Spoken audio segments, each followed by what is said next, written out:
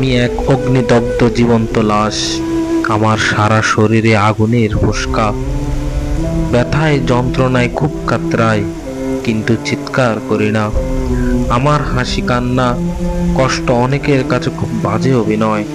নাক সিটকে বলা, ওহ, কিভাবে পারে! অথচ আমি জানি আমার কষ্টের মাত্রা কতটুকু। খুব ইচ্ছে হয় বুকটা চেয়ে সব্বাইকে বলি, দেখো দেখো, আমার ভেতরটা একটু সুখ নেই। আমি দুঃখী, বড্ড দুঃখী।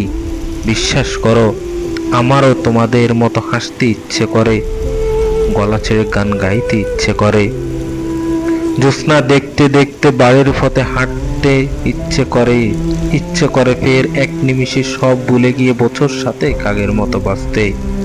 খোলা মাঠ, মেঠো পথ, খালি পা, আমি গলা ছেড়ে গান গাইছি।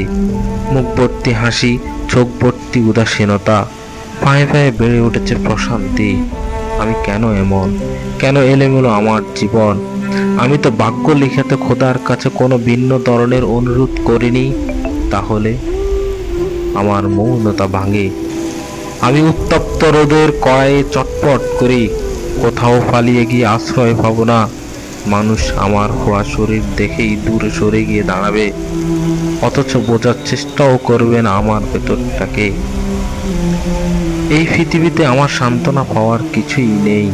মানুষ আমাকে দেখে, দেখুক, বুঝুক আমি কি। আমি অভিশপ্ত, আমি অভিশপ্ত।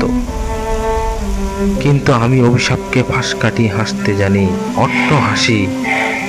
হাজার মানুষ বলুক আমাকে নিয়ে হাজার কথা, আমিও একদিন প্রতি উত্তর করব প্রতিটি কথার। আপাতত মেঘভর্তি মেঘাচ্ছন্ন আকাশটা আমার থাকুক, আমি লিখব সেখানে এক দুই করে আমার যত বিরহ যন্ত্রণা, বিচ্ছিন্নতার কথা। তারপর তারপর নতুন এক ভোরে ছুটে গিয়ে বেড়াবো আমার গায়ের পথে, মেঠো পথে।